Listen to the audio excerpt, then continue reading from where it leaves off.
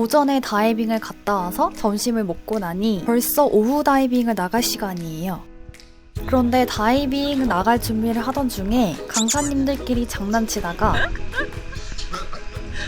수트가 찢어지는 사건이 발생했어요. 야, 어떻게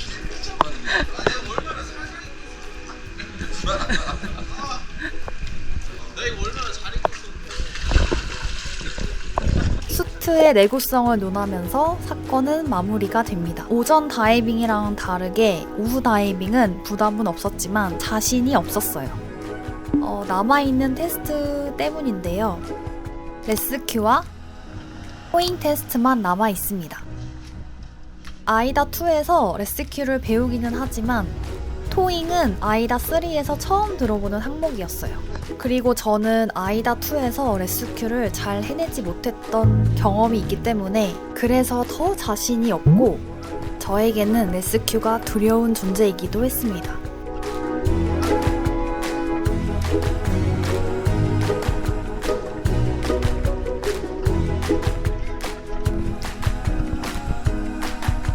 레스큐는 프리다이빙에서 정말 중요한 기술이에요.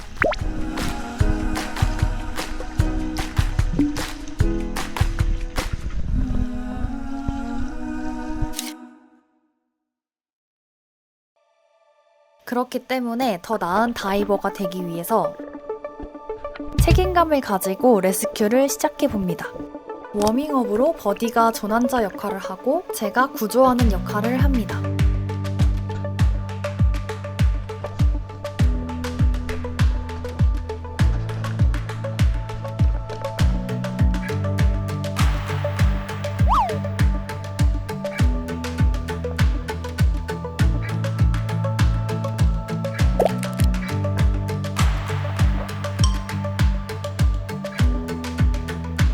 다이버의 목이 꺾이지 않도록 입을 막아야 하는데 제가 오른쪽 손으로 다이버의 턱을 밀고 있으니까 다이버의 목이 계속 뒤로 꺾이는 상황이었어요.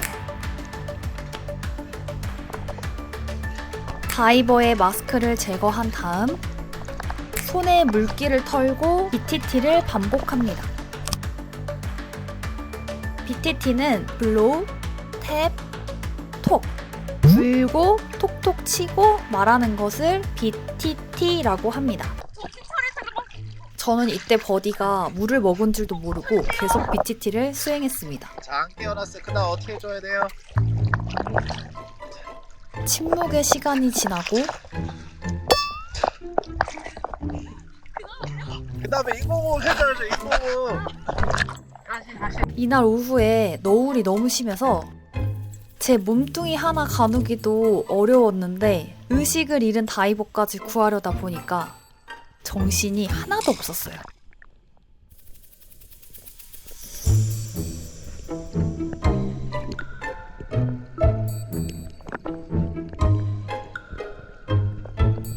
(12월의) 보홀바다는 해파리가 정말 많기 때문에 장갑은 선택이 아닌 필수로 챙기셔야 해요. 이번에는 강사님이 조난자가 되어서 버디가 강사님을 구조하러 갈 거예요.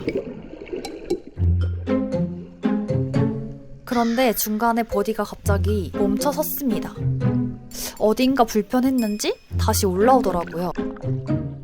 후드 압착이 와서 중간에 되돌아왔다고 해요. 후드가 있는 슈트를 착용할 때 후드 압착이 오지 않으려면 다이빙 하기 전에 후드에 물을 잘 채우거나 아니면 후드에 구멍을 뚫어 놓아서 편하게 다이빙 할 수 있는 방법이 있어요.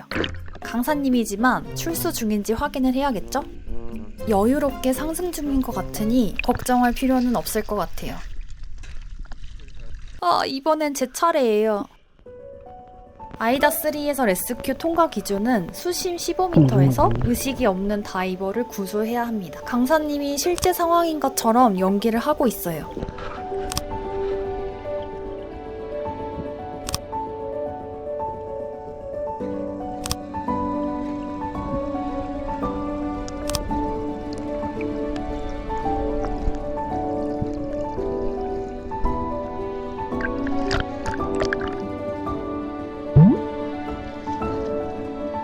그런데 너울이 너무 심해서 다이버 머리 받치기가 정말 쉽지 않았어요.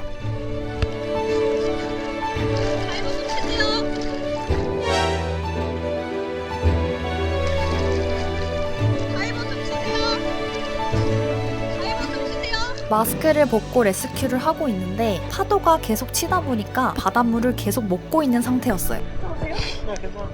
그래서 잠시 쉬어가기로 합니다. 원래 이런 바다에서 힘들어. 그런데 내 문제는 지금 거기다 멀어진 거야. 이번에는 버디가 레스큐를 다시 도전합니다. 그 상태에서 다이버의 목이 꺾이지 않도록 일자를 유지하며 상승해요. 버디가 정말 안정적으로 레스큐를 수행하고 있어서 강사님의 표정도 되게 여유로워 보여요.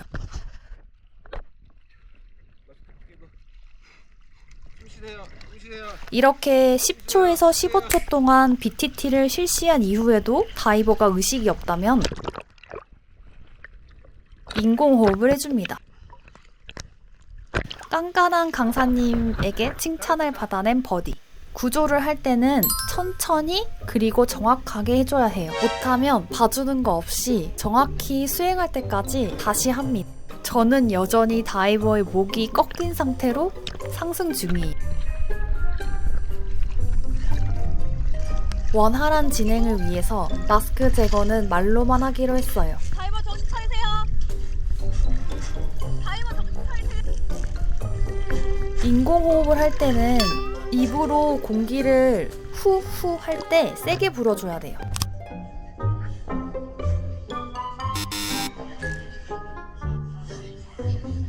저는 인공호흡하는 자세가 틀려가지고 강사님한테 혼났어요. 그래서 다시 합니다. 이번에는 수면 위에 의식상실인 경우를 가정해보려고 합니다.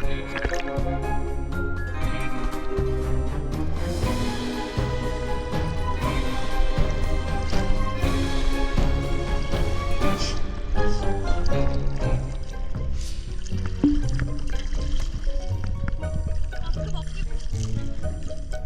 다이버 숨 쉬세요. 다이버 숨 쉬세요. 이번에는 인공호흡 할 때 손 위치를 정확하게 할 거예요. 다이버 숨 쉬세요. 오른손으로 코를 잡을 경우에는 손이 입을 막고 있기 때문에 인공호흡을 할 수가 없어요. 그렇기 때문에 왼손으로 코를 잡고 인공호흡이 가능하도록 입이 오픈되어 있는 상태여야 합니다. 드디어 기절한 다이버를 살렸습니다. 오늘의 피날레를 장식할 마지막 테스트, 토잉을 시작해 볼 거예요. 토잉이라는 의미가 무엇인지 궁금해서 검색을 해봤더니 견인하기, 끌기 이렇게 나오는데 토잉이라는 뜻을 프리다이빙에 대입을 해보면 조난자를 육지나 배로 끌고 가는 것을 말해요. 저 토잉할게요. 보트 쪽으로. 오른쪽 위에 있는 보트까지 이 다이버를 끌고 가야 해요. 토잉을 할 때는 한 손으로 다이버의 목을 받쳐줍니다. 보트까지 끌고 가는 동안에 다이버의 얼굴이 물에 잠기지 않도록 해줘야 해요. 자, 뒤에서만 주세요. 뒤에서. 팔 누르지 말고.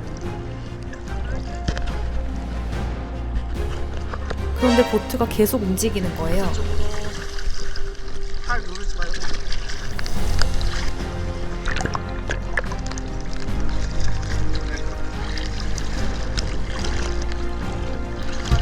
다이버 확인해야죠. 의식 확인. 다이버 정신 차리세요.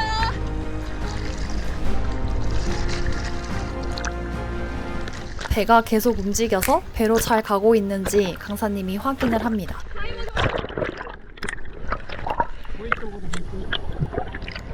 이번에는 방향을 바꿔서 다시 V 쪽으로 돌아갈 거예요. 누워서 착착해요.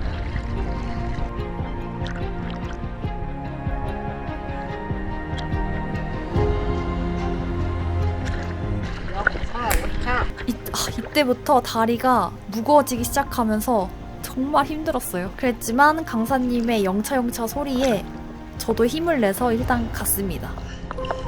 그러지 말고 내 호흡도 하면서 다이버 의식 확인하고. 다이버의 의식 확인 말 한마디조차 너무 힘들었습니다. 오히려 잘 가고 있어요. 실제 상황에서 다이버를 이동시켜야 될 때 더 센 너울을 만날 수 있기 때문에 이날의 경험이 나중에는 빛을 발하는 순간이 올 거라고 생각합니다.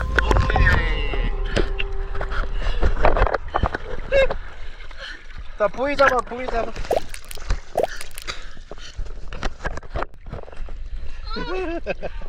보트가 움직였어. 아, 보트가 움직였어. 다리 터질 것 같아. 다리 원래 터질 것 같아. 아, 두 분 다 너무 고생하셨어요.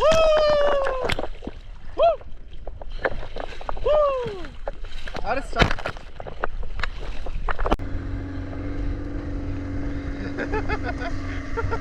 거의 여기 죽기 직전인데?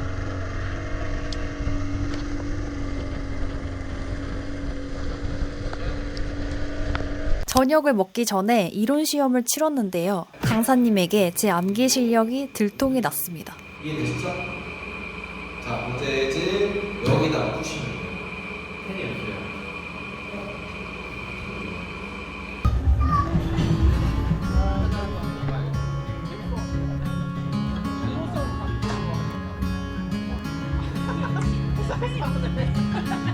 Later on in the night, when the crowds have gone, we could talk under moonlight till dawn.